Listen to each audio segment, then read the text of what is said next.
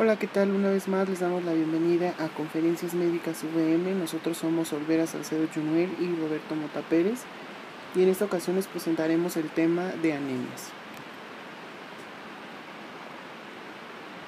El hematíema maduro es un disco bicóncavo anuclear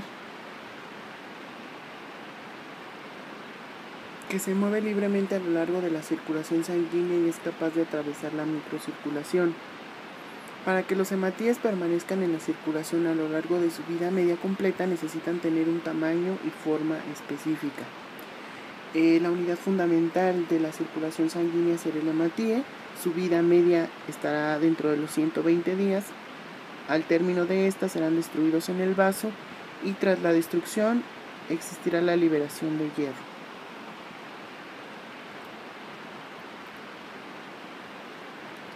La anemia se define como una reducción del volumen de los eritrocitos o de la concentración de hemoglobina por debajo de los valores registrados en las personas sanas. Estos valores registrados en las personas sanas comprenden una hemoglobina entre el 8 y el 7 miligramos sobre decilitro, que nos dará manifestaciones clínicas típicas como son debilidad, taquipnea, disnea, taquicardia y dilatación cardíaca.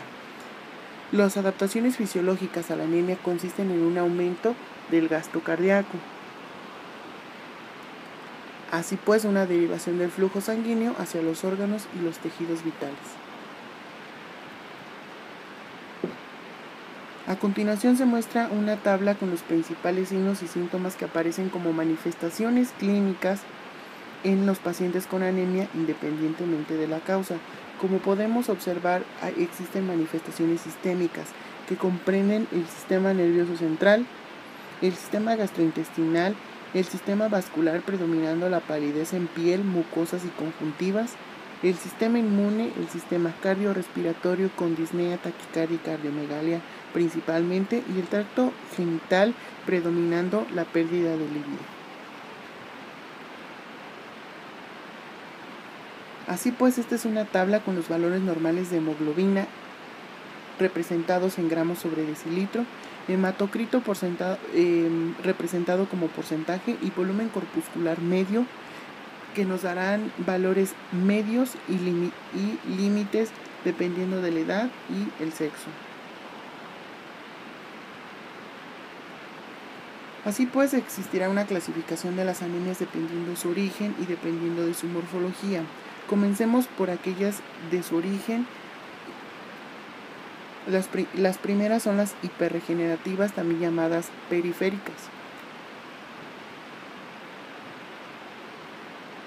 En esta, la cifra de reticulocitos será mayor a 2%, y en estos casos la médula trata de compensar la pérdida hemática aumentando o acelerando la producción de hematíes.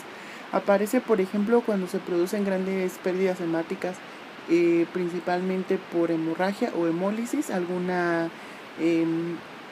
patología de hemoglobinopatías, defectos de la membrana y defectos enzimáticos.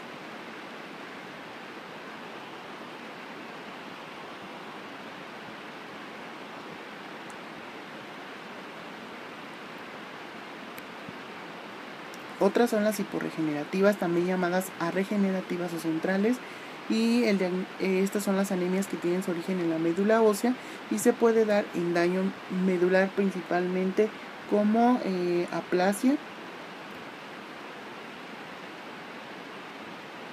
deficiencia de hierro, deficiencia o disminución de eritropoyetina, es decir, que la médula es incapaz de producir un número adecuado de hematíes.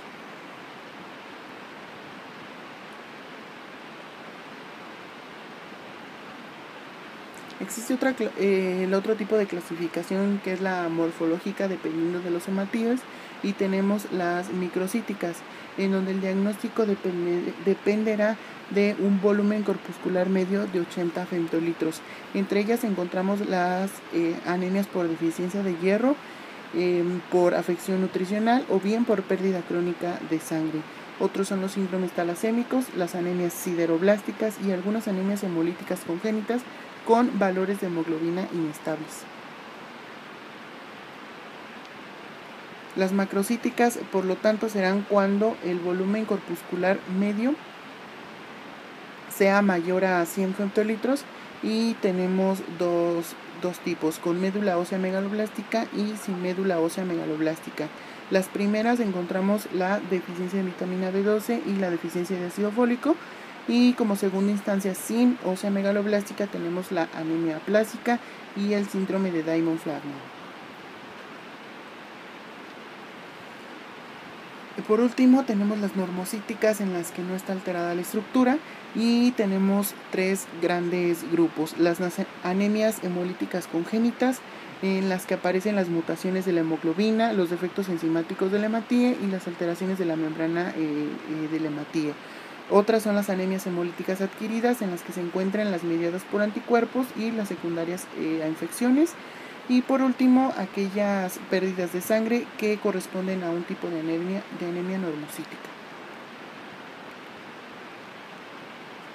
Hablando un poquito del metabolismo del hierro, podemos encontrar que todas las células van a requerir de hierro para realizar las funciones vitales elementales. Entre ellas está el metabolismo oxidativo, el crecimiento, la proliferación celular, así como el transporte y almacenamiento de oxígeno.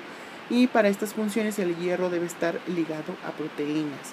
Por lo tanto, vamos a considerar un exceso de hierro como citotoxicidad, y la disminución provocará la limitación de los procesos metabólicos.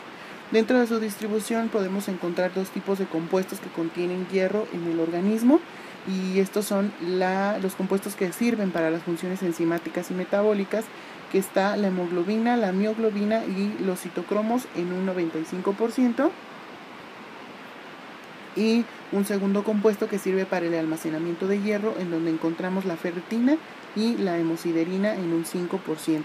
Podemos darnos cuenta que la transferrina es el ion transportador que nos provocará la captación de proteínas importantes, así como provoca la eritropoyesis y algunos síntomas reflejados en el hígado y en el corazón.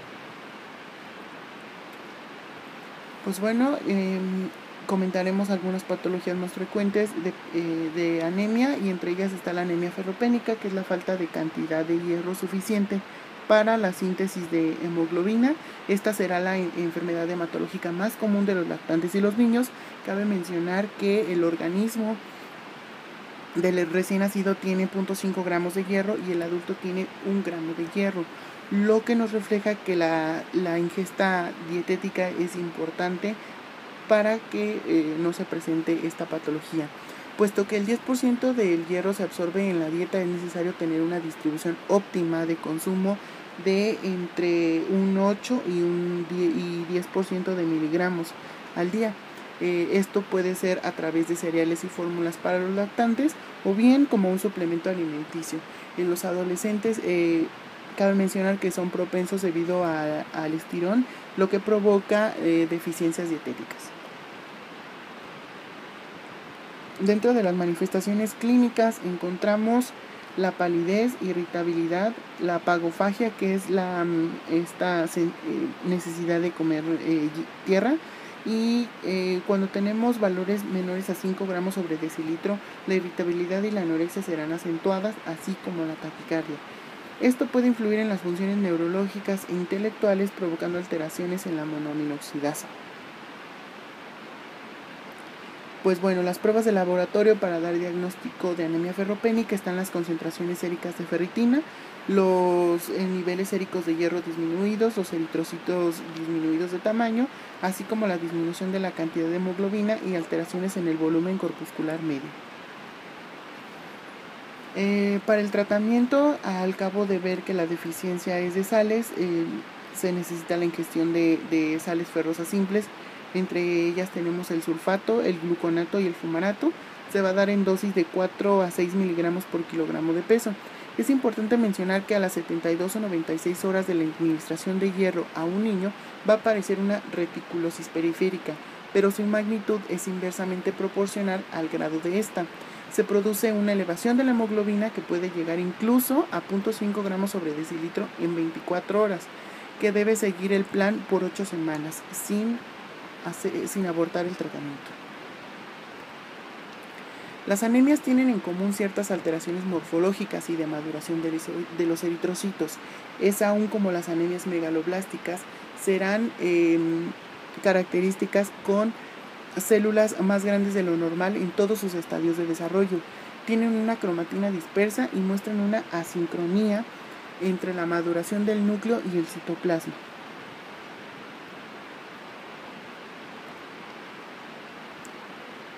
Tanto la vitamina B12 como el ácido fólico son cofactores necesarios para la síntesis de nucleoproteínas y su deficiencia produce un defecto en la síntesis de DNA. Todas las anemias se caracterizan por eritropoyesis ineficaz, muerte prematura y disminución de salida de los eritrocitos de la médula. Casi todos los casos se deben a deficiencias de vitamina B12 o ácido fólico, lo que provocará una desnutrición, ya sea de tipo kwashiorkor o tipo marasmo. Y la presentación clínica más frecuente será la debilidad.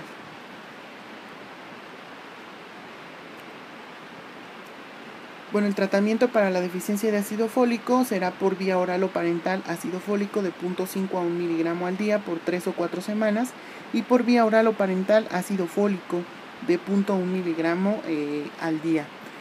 Cabe mencionar que se debe de tomar en cuenta las transfusiones cuando el niño esté muy grave. Otro tipo de anemias son las de tipo eritrocitarias puras adquiridas, en donde encontramos la aplasia eritrocitaria asociada con aborto espontáneo. Esta se va a dar entre el primer y el segundo trimestre y estará dada por infecciones intrauterinas por algún tipo de virus específico. Por consiguiente, provocará la destrucción de los precursores eritroides, causando manifestaciones clínicas, aumentando el número de abortos. En las anemias hemolíticas, por la hemólisis se define como la destrucción prematura de los eritrocitos. Si la velocidad de destrucción supera la capacidad de la médula ósea para producir los hematíes, la consecuencia será una entidad patológica anémica. Cuando ocurre una hemólisis, la supervivencia eritrocitaria se acorta y va a aumentar la actividad de la médula ósea, en lo que se refleja como un aumento en el número de reticulocitos en la sangre periférica. La médula puede multiplicar su capacidad de producción de 3 hasta 8 veces en algunos casos.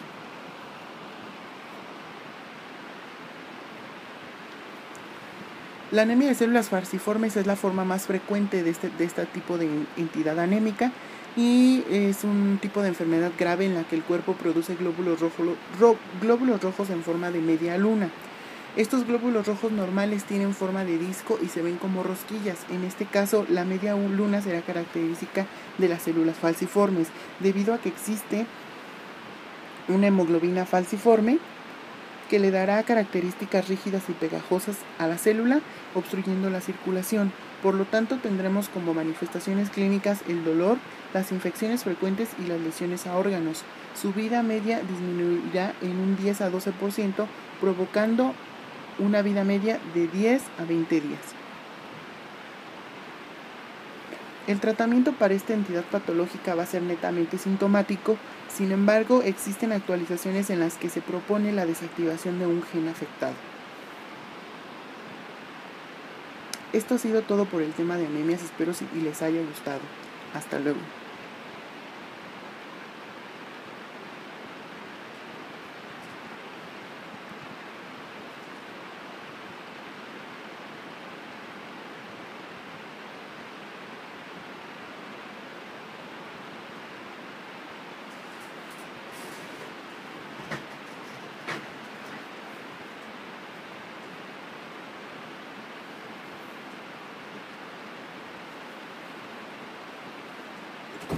Monse, a ver ahora.